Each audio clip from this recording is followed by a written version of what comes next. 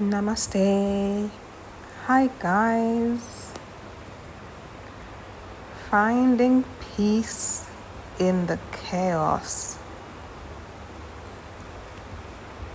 If this is not the ultimate challenge, then I don't know what is.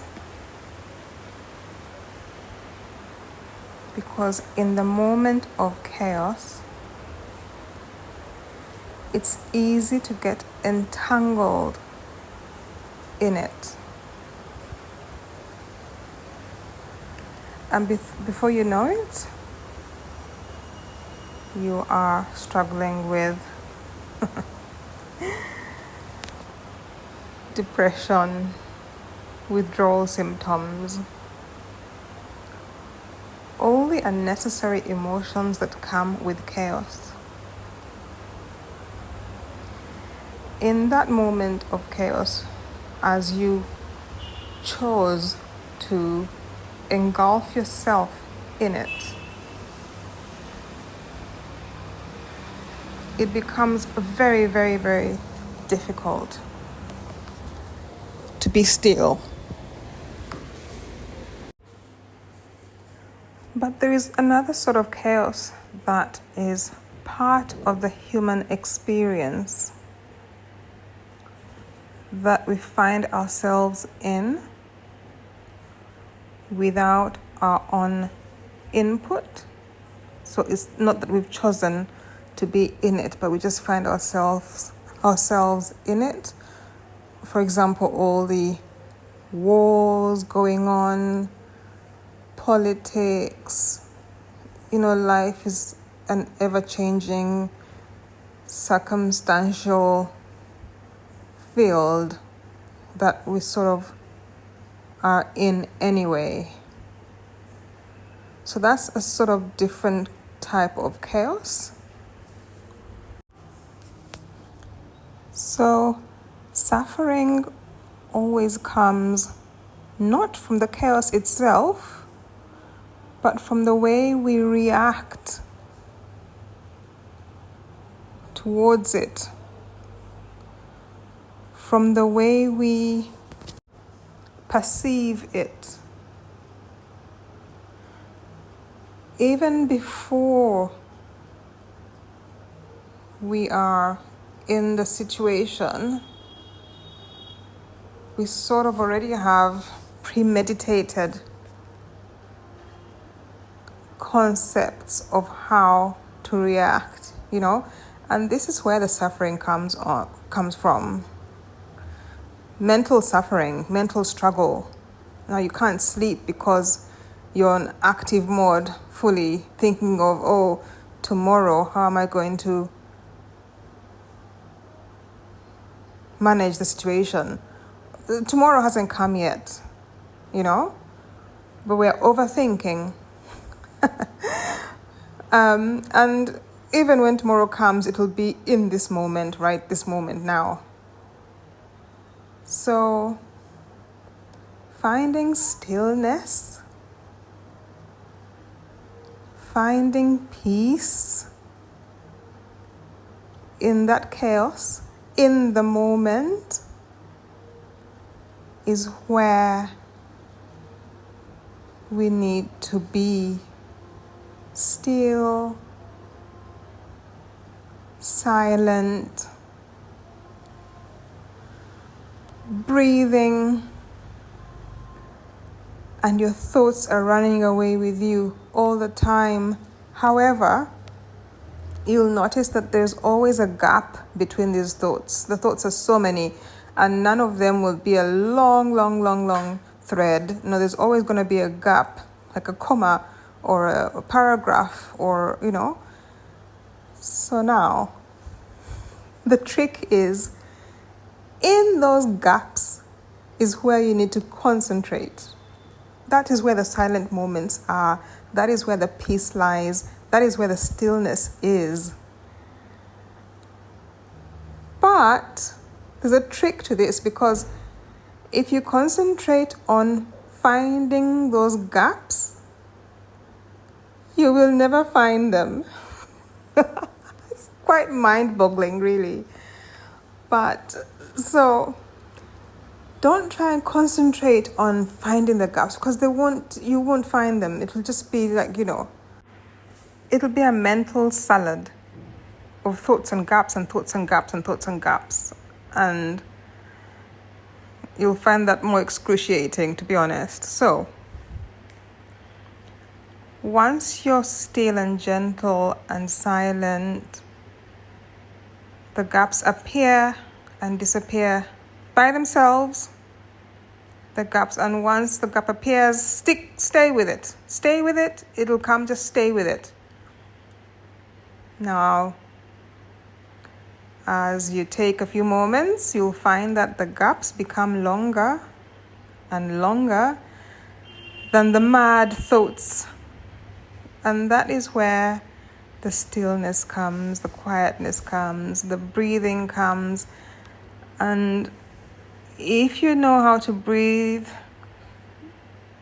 skillfully in these moments, then you become more alert, you focus more, and that is where the trick is, yeah? So, the gaps come by themselves, just like the thoughts. The gaps come, and try and stay as long as possible with the gap, rather than staying longer with the thought and think about what you're going to do tomorrow about it, and think about what you should have done yesterday, and think about, I should have said this or said that, or I shouldn't have watched this or watched that, or you stay with the gaps and savor those moments of blankness, and those become longer and longer and wider. And that is how you generally find peace in chaos. The mad thoughts disappear because you have fought them off without even realizing it. So basically, that's my tip of the day. But how do we breathe skillfully, you might wonder? And this is part of the reason why I've done this course. Because it's well and good when you go into therapy or go into consultations, and they just tell you, do some breathing work or do some meditation. And usually it's meditation, because I don't think a lot of people are aware of how powerful pranayama is. Pranayama is the single most powerful tool that we have. It's such a natural tool that we do on autopilot every day. You wake up, you breathe in, breathe out. Throughout the day, throughout your life, you're breathing. It's the first thing you do when you are popped out, and it's the last thing you do before you're popped away or popped back from where we came from.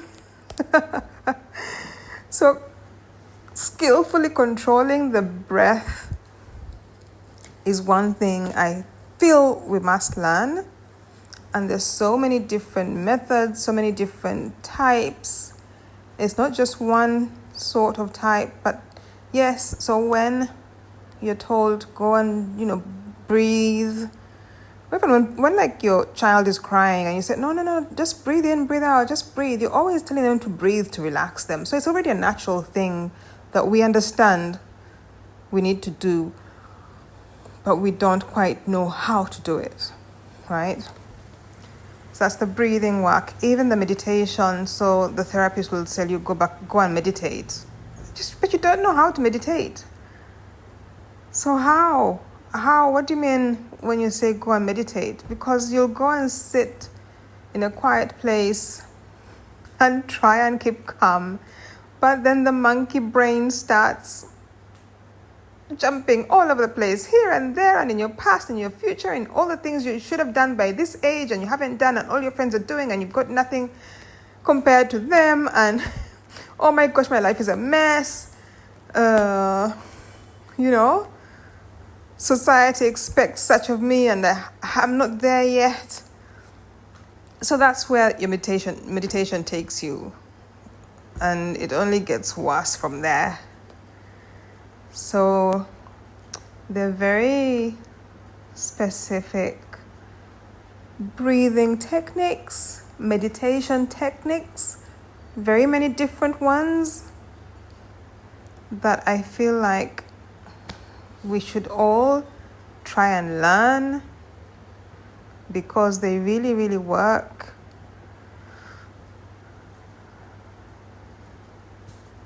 They really, really get that peace into you.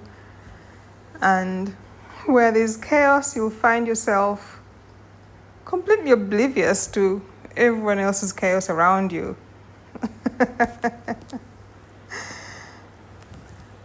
Yeah. So there we are. I think probably now is a very good time to let you know that I will be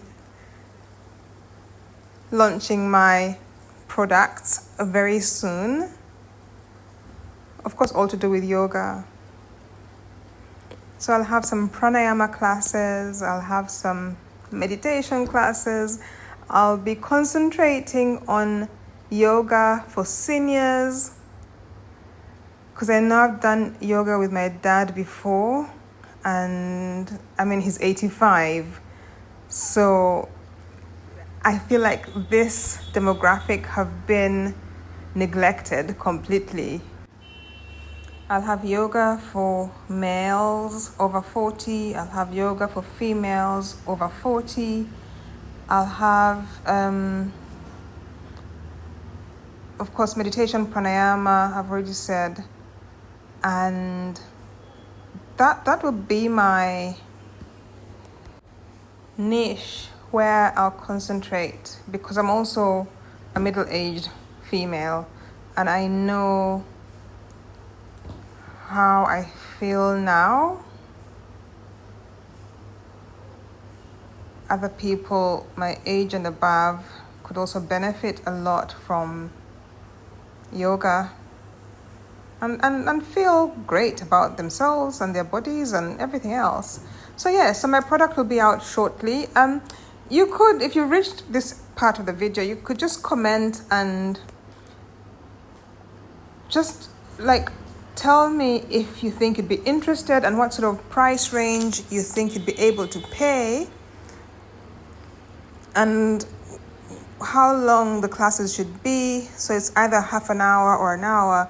And what sort of time do you think you would be wanting these classes? And even if you think that, oh, okay, I'd rather take a class with somebody else, or, you know, just send me a comment on here, and it'll just be great to get some feedback, because I know most of you watch, but none of you like the videos, none of you leave comments. Well, only like a couple of you, but then it'll be great to do a short survey of what you think, or if at all you will be interested in the classes, you know, and how much you would sort of pay. So yeah, that would be great to share with me.